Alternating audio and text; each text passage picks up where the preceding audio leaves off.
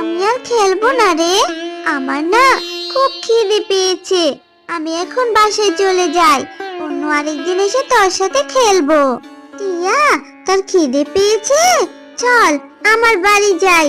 আমার মা না আজকে অনেক পিঠা বানাচ্ছে, তোকে আমি আজকে অনেক পিঠা খাওয়াবো। চল চল আমার বাড়িতে যাই। সত্যি প্রিয়া, তুই আমাকে পিঠা খাওয়াবি? আমারও না পিঠা খেতে অনেক ভালো লাগে রে, কিন্তু আমার মা তো আমাকে পিঠা বানিয়ে দেয় না। হ্যাঁ রে টিয়া, চল চল আমার সাথে আমার বাড়িতে চল, আজ তোকে পিঠা খাওয়াবো। তারপর টিয়া পিয়ার সাথে পিয়াদের বাড়িতে চলে যায় পিঠা খাওয়ার জন্য। মা, তুমি পিঠা বানাচ্ছ? আমি টিয়াকে নিয়ে এসেছি পিঠা খাওয়ার জন্য। তুমি আমাকে আর টিয়াকে পিঠা দাও তো, আমরা দুই বান্ধবী মিলে আজ অনেক পিঠা খাবো। টিয়া, তোকে নিয়ে আমি আর পারি না। কতগুলো টাকা খরচ করে গুড় আর চাল কিনে পিঠা বানাচ্ছি, নিজে খাবি ভালো কথা, আবার রাস্তা থেকে অন্য আরেকজনকে তুলে নিয়ে এসেছিস কেন রে? আমি কি পিঠার দোকান দিয়ে বসেছি নাকি যে সবাইকে ফ্রিতে পিঠা খাওয়াবো? মা, তুমি এমন করে কেন কথা বলছো? টিয়া তো একটু গরিব, ওর মা ওকে পিঠা বানিয়ে খাওয়াতে পারে না। আমাকে তুমি যে পিঠাটুকু দিতে সেইটুকুই দাও, আমি আর টিয়া ভাগ করে খাবো।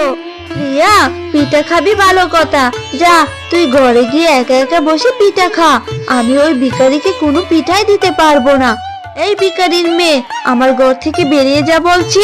তোর সামনে আমার মেয়ে পিঠা খেলে তো তোর নজর লেগে যাবে, পেট খারাপ হবে। যা যা এখান থেকে। কাকিমা, তুমি আমাকে এইভাবে কেন বলছো? আমি তো নিজের ইচ্ছে পিঠা খেতে আসিনি, প্রিয়া আমাকে জোর করে নিয়ে এসেছে। তুমি বারবার আমাকে কেন ভিখারি মেয়ে বলছো? আমার মায়েরও টাকা আছে, আমার মাকে বলবো আজই আমাকে পিঠা বানিয়ে দিতে।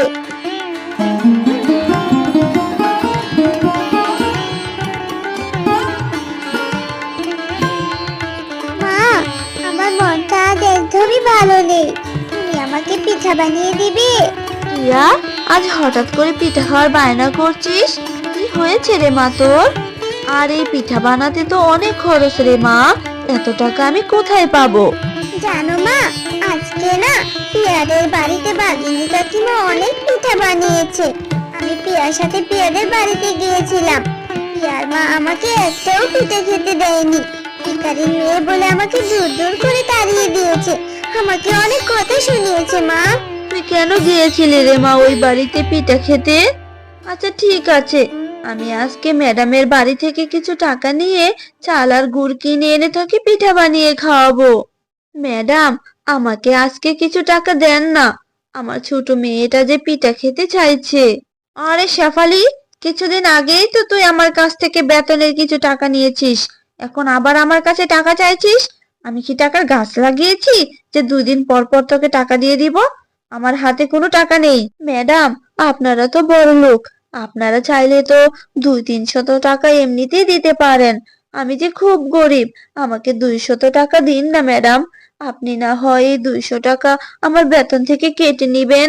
শেফালি, তুই তো জানিস ব্যবসার কাজে তোর স্যার বাহিরে গেছে, তাই আমি অযথা এত টাকা খরচ করতে পারবো না। মাস শেষ হলে টাকা নিবি। বাঘ মামা, আমাকে বাকিতে একটু গুড় আর চালের গুঁড়া দিতে পারবেন? আমি যে মাস শেষে আপনাকে টাকাটা দিয়ে দিব। শেফালি, আমি যে বাকিতে কোনো কিছুই বিক্রি করি না, আর তুই তো হচ্ছিস গরিব, তোকে কিছু বাকিতে দিলে তুই আর সেই টাকা ফেরতই দিতে পারবি না। যা তো, অযথা বিরক্ত করিস না। বাঘ মামা, আমার মেয়েটা যে বড় আশা করে বসে আছে পিঠা খাবে বলে। আচ্ছা ঠিক আছে বাঘ মামা, কি আর করার, আমার কাছে 50 টাকা আছে। আপনি এই টাকাটা দিয়ে যতটুকু গুড় আর চালের গুঁড়ো হয় আমাকে দেন। এরপর শেফালি শিয়ালিনী বাঘের কাছ থেকে 50 টাকা দিয়ে কিছু গুড় আর চালের গুঁড়ো নিয়ে বাড়ি চলে আসে। মা, এত দেরি হচ্ছে কেন পিঠা হতে? আমাকে দাও, আজকে আমি অনেক পিঠা খাবো। পাগলি মেয়ে আমার, কিন্তু অনেক পিঠা কি করে খাবি রে মা? আমি যেটুকু চালের গুঁড়া আর গুড় এনেছি তা থেকে তো মাত্র এই 2টা পিঠাই হয়েছে।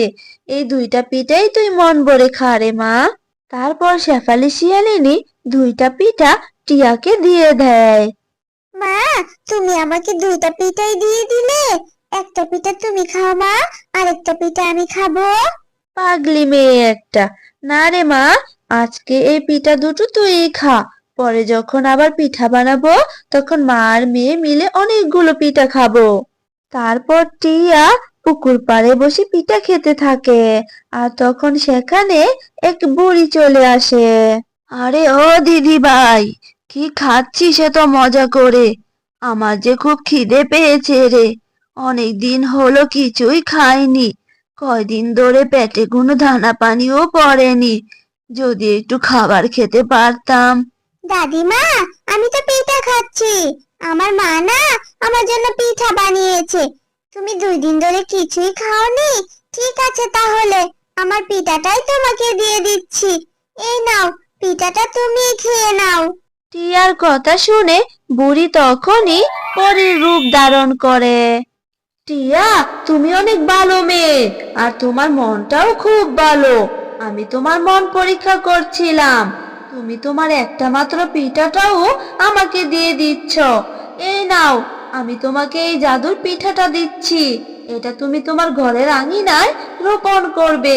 আর এটা থেকে সুন্দর একটা জাদুর পিঠার গাছ হবে, যেটা থেকে তুমি আর তোমার মা অনেক পিঠা খেতে পারবে, আবার বিক্রিও করতে পারবে।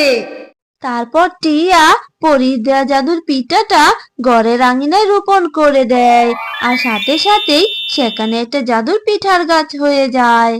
মা জানো, আমি যখন পুকুর পাড়ে বসে পিঠা খাচ্ছিলাম তখন এক বুড়ি শিয়ালিনী আসে। তারপর তাকে আমি পিঠা খেতে দেই, আর তখনই সে এক পরীর রূপ ধারণ করে আর আমাকে এই জাদুর পিঠা দেয়।